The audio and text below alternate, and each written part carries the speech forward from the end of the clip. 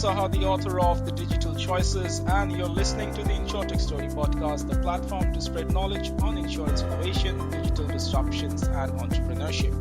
Our website, insurtechstory.com, and we are available on Spotify, Apple, and Google. Welcome to today's show, where we will discuss on the topic digital disruption in commercial insurance. And for now, I'm delighted to welcome our guest, Parul Green, who is the Chief of Staff, APAC and Europe at AXA XL. Prior to this, Parul was the head of AXA Next Labs Europe at AXA UK Group.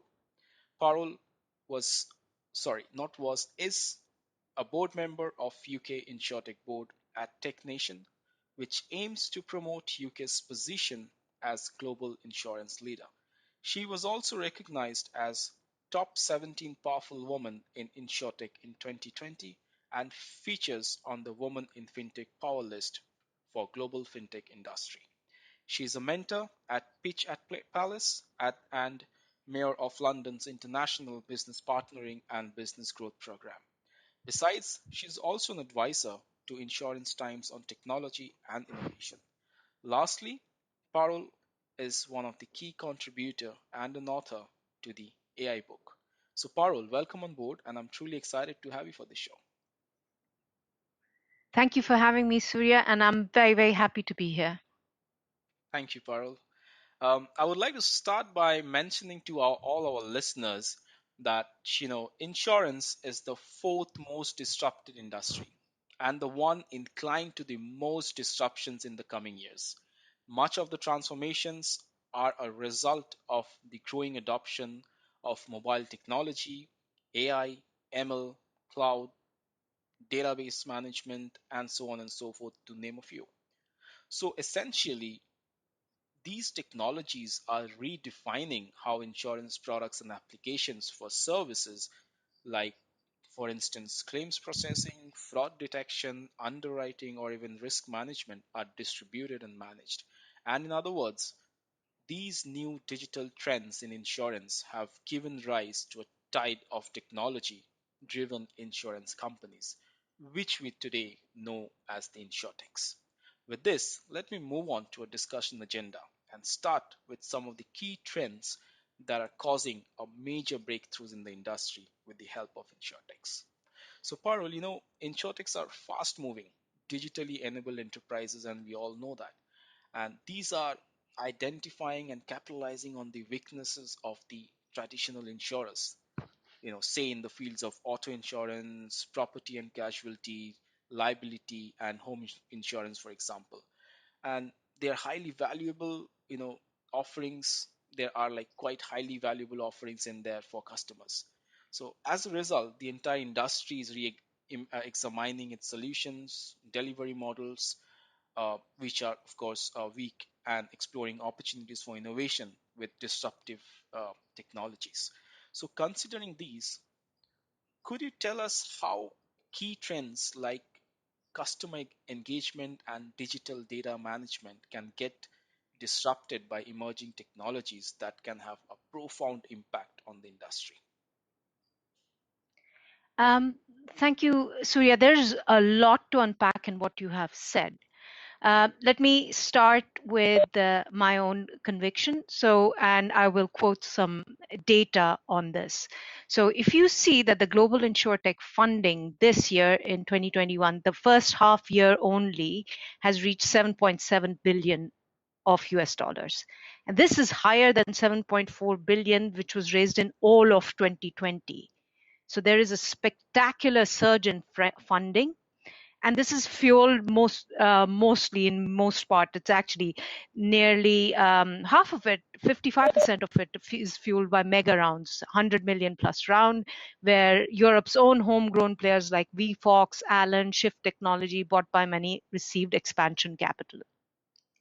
So if we look at where is the funding going into, the 2/3 of the funding is going into the insurance distribution, which is how we engage with the customer. What are our how does the customer, when he or she enters the insurance life cycle, experience the quote and buy journey. And what we need to bear in mind is that digital technologies have caused a shift in customer expectations, which is quite profound. And this has resulted in a new kind of a modern buyer. Today's buyer is constantly connected, is app native, and is aware of what they can do with technologies. And because of the opportunities that arise from using these modern technologies, customers are often rating organization on their digital customer experience first. So there is now an expectation driven from the industries outside of insurance, and expectations driven by the latest of digital technologies such as the app economy, the connected devices, the IoT environment, which is changing the behavior of the customers. So now there is an opportunity as well as a threat. Opportunity is that you are more aware of customers' behaviors because of uh, this 24-hour tracking of the customer, constant connection and tracking of the customer. So you are more aware of the behaviors, of preferences, and can offer a personalized experience. And threat is in terms of if you have a IT infrastructure or customer engagement model which does not impute all these various points of information or data that we are gathering about our consumer, you are not able to replicate the customer experience that the customer is now experiencing from likes of Amazon, experiencing from likes of Facebook, and when the customer is for example, Chinese customer is buying things in WeChat.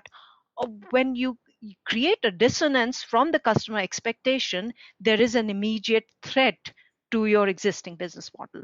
And therefore, I think it has led to really speeding up of innovation in digital interface with the customer in the distribution side, but not only. If we look at the total spending on digital transformation in 2018, it was approximately, this is cross industry, it was across it was only 1 trillion, and now thanks to COVID that number is nearly double. So you can Right. see that how much of the investment dollar is flowing into this. Yeah. True. So, you rightly mentioned on the customer expectations, how you have briefed it. So essentially, how digital engagements are including the insurance delivery through various processes and manners that we have not witnessed earlier, like the chatbots, online customer journeys via digital channels, and and many other ways. So even if we may say policy administration or claims through self-service portals, or even the apps, as you said, the apps economy, very rightly. So th- that's certainly is creating a profound impact in the industry, and how the engagement of customers are actually getting revamped through various digital manners, and the investments that are coming through. So with respect to the digital data management, uh, what would be your views on that? How it can be more better leveraged, or rather even disrupted? Specifically on digital data management, I think we have, and I think most industries have come to realize that distributed infrastructure is a better way of managing one's IT architecture. So there is a move to cloud based storage platforms. There is a move across industry realizing that there is efficiencies to be gained, and also because these infrastructures, their upkeep are up to mega giants like Microsoft for Azure, and Google Cloud from Google, and Amazon AWS. So we have come to believe in terms of data storage platforms, the public cloud usage is increasingly a more efficient way of storing data. Now, in terms of managing data as well, we are seeing a lot of data management software which are available outside, therefore, which you can procure through SaaS platforms instead of actually developing a native data management platform. These can also be these architectures can also be introduced into, even if you have a multiple legacy system, you can have ETL tooling, which is the to extract through onto the data lakes and actually produce relevant MI for the organization on demand using architectures and data management systems which are developed by third parties. So there is a data ecosystem which is now available to many at much lower costs. So you do not need to replicate all this within the organization. So there is a realization today that insurance, which is predicated so much on its data, combining client data with third party sources of data to drive rich insights and get real time and accurate picture, is now something that has an architecture and infrastructure which can be which you can which you can you don't have to recreate it yourself. You do not have to have all these specialists within the organization. These applications are now available through PaaS, which is platform as a software, infrastructure as a software providers, and other SaaS platforms, which will be able to meet the requirement. So it's much more simpler to deal with complex data today than it was in prior periods. So that is a profoundly different state to be in. Absolutely. With data, of course, there comes more challenges like cyber attacks and areas like that. And that's a massive subject altogether. Again, perhaps a discussion point for our next episodes. But great points mentioned there, Parul. And as a following question to the previous, according to you, what other opportunities do you think new age technologies can bring to the commercial insurance sector? Perhaps from a global standpoint. So I think in terms of what are the key technologies that are impacting commercial insurance, I would say there are four. There are many, but four in my mind are the critical ones. One, which I have mentioned already, technology is like cloud-based storage platforms, AI and machine learning, which can help insurers improve their understanding of risk across a diverse array of businesses, and helps AI and machine learning is also helping the underwriters decision through feedback loop to further refine solutions or incorporate them into algorithms. And so the management of complex risk, because of availability of real-time data, is in a way becoming much more dynamic and easily, or when I say easily, it's easy because there are providers outside who can crunch it for you. If we were to replicate it ourselves, that would be difficult. So AI and cloud-based storage platforms, I think, are a boon for the commercial insurance. Then there's IoT devices and machine intelligence, which are driving new insights towards end-to-end visibilities. Uh, IoT is where physical world meets the digital world, and it cooperates. So by means of low-cost compute, the cloud, the big data analytics, and mobile technologies, we are now gaining direct information from physical things and collecting data with minimal human intervention. So as this becomes more widespread, and we are creating the marketplace for data and IoT, we are gaining tremendous value in terms of information of the commercial environment of our industry, of climate, that of urban infrastructure, that we are able to impute into our underwriting decision and into risk management itself. So that's a boon. Then, of course, there's distributed ledger technology, blockchain, which is an efficient way to store and share large amount of data. Then there is also parametric insurance for resilience and risk management as a service, which is which is becoming even more appealing as the risks involved. You mentioned cyber. There is a way to test and learn about risks through parametric instead of financial indemnity, which can be punitive and also quite hard to do when you have very low data, because this is a new and nascent risk. Parametric insurance can resolve that.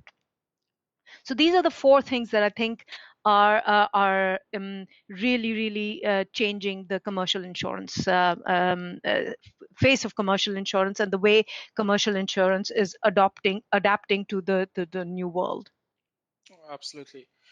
Of course, there's many emerging technologies that are coming up, and how well the industry can adopt to these emerging technologies to bring a more apt solution for the customers of tomorrow, and being it in that very traditional ecosystem, it's quite interesting to witness. And Parul, one of the very important aspects of how digital disruptions are getting adopted by the insurance sector, or rather how it's being looked at, the major area that we all must try to address is how strategically insurance companies are trying to evolve in this era of digital technologies. So, insurers are adopting emerging technologies, as we spoke quite briefly, to digitally transform their services, drive themselves forward to the digital world, of course. But insurers must be far-sighted and strategic about the technologies they adopt, which you have also mentioned a couple of minutes back. And there are a lot of consulting aspects as well that's involved to adopt a best approach to going digital. So with this, what would be your advice to insurers uh, to help them avoid being blindsided by disruption in insurance? In other words, how better strategies and vision can help insurance companies or any other insurance mediators deal with such technological disruptions. So when we talk about strategies, as a strategist, we need to be aware that we are competing. We are competing for a market which is the market today. We are competing for the market as it changes to the market of tomorrow. So there are external factors. There are competition from industry itself. There are the supply chain changes. There are demand side changes. All these are impacting us, and what we need to see is that core trends are suggesting that insurance industry is not immune to tech-based disruptions. So customer demands are changing, traditional operating models are under pressure, new players are coming in. So it's important that insurers engage with this evolving digital ecosystem, especially look at how these digital marketplaces are evolving, and how our customers and our supply chain uh, people, the companies within our supply chain are evolving because of this. Insurance services are increasingly being purchased within ecosystems. This is the concept of embedded insurance. And these ecosystem in itself are owned by other industries. It could be bank assurance owned by banks, it could be technology companies, Amazon owning it, or Tesla, for instance, or telecoms provider owning it. So you are embedded in an experience which is controlled by others. So how do you change your strategy, whereas you are part of a much larger being. That means that your operating model needs to be more agile, more attuned to a different kind of purchasing behavior. Also, we also see a huge move towards accelerated digitalization and automation, which means that we need for our models to start becoming augmented by digital. So our underwriters need to be increasingly augmented in their decision making, or our claims handler need to have their claims data analytics available for their clients, or the claims remediation and loss assessment all done remotely, which is instead of spending days on customer sites and disaster sites. So there is a lot of movement across the value chain which is happening now. Also, we have traditionally found that insurance tech architecture tends to be a legacy mishmash. There is many of the as technology estates. A typical insurer, a large insurer, can have um, tens of 20s 10, 20, 30 estates which are embedded, and what that is creating is a huge technical debt. And this technical debt, regulators and even consumers are very wary of. They are saying that this technical debt is the reason why you become vulnerable to cyber attacks. There is why you become vulnerable to changes not being made fast enough, and you become slower to respond. So how do you look at your estate and think about, how do I make sure that my model is agile, responsive to the ecosystem that it operates in, able to look after, uh, be where consumers want us to be. So that really profoundly requires us to look at what should be our core competencies, in my mind risk management, and what should be outsourced. Of course, when we are looking at even attracting talent, what kind of talent do we want? And is that talent something we can hire, or is it a talent that we should be working through in ecosystems? So instead of trying to hire these, is there an open innovation platform that we could be using? So there's profoundly different things that are changing in our core model, which we need to start being very, very agile and understanding that the old model really, really needs to be changing significantly and fast in order to keep up with the changes that are happening in our environment. Absolutely. Agility is, I think it's getting bigger day by day as a concept, and it's one of the key areas that industries are looking at, and of course they must look at. Be it from a point of adding value to the customers, or improving time to market, or even in improving the stakeholder engagements. So that's a very, very valid point raised there, Parul. Moving towards the current market scenario, changing risk landscapes and worsening loss ratios are shifting the role of commercial insurance companies from risk mitigations, of course, towards risk prevention. And additionally, the pandemic has put new pressures on the business models as well, which are increasingly making digital transformation a top priority for insurance companies.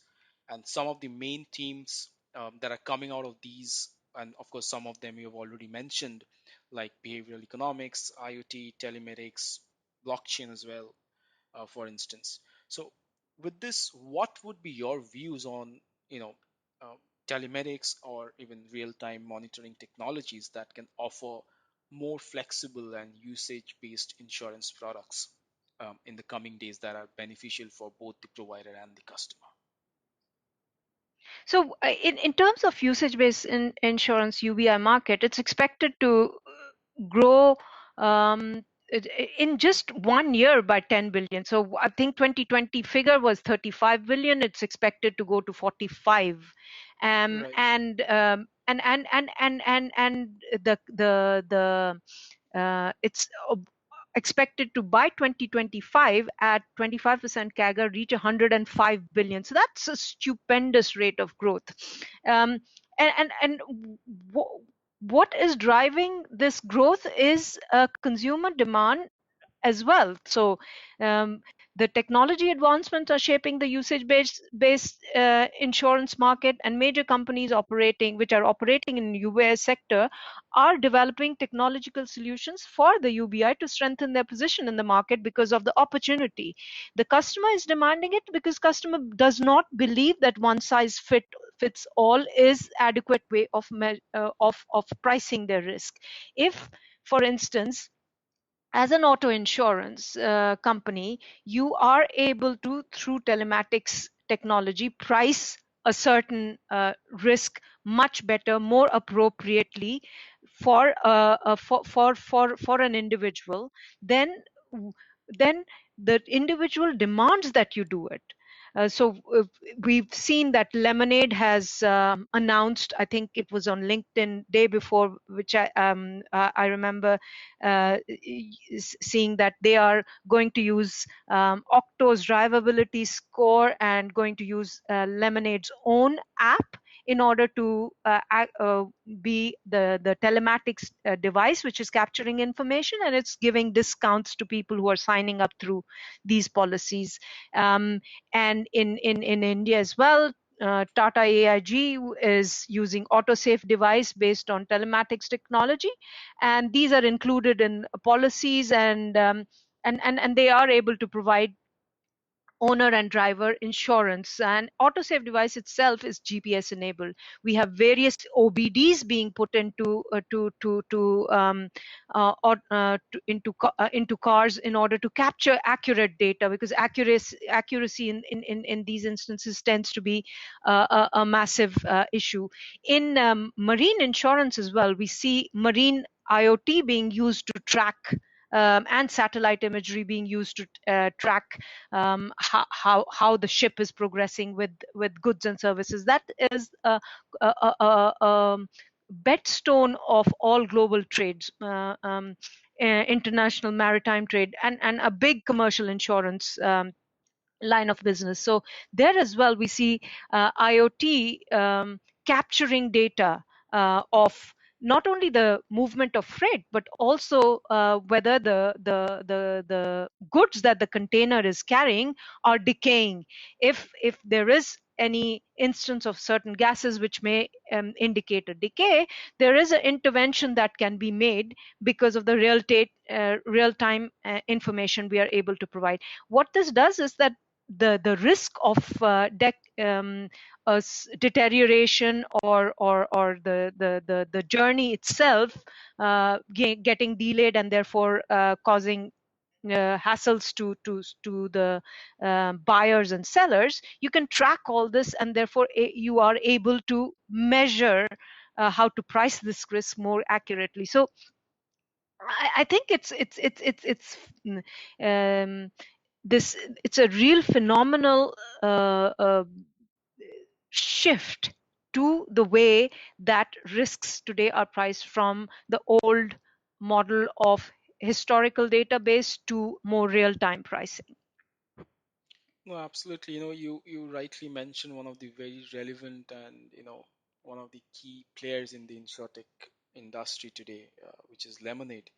And I guess yeah, sometime back they have announced the Octo's drivability score, I believe.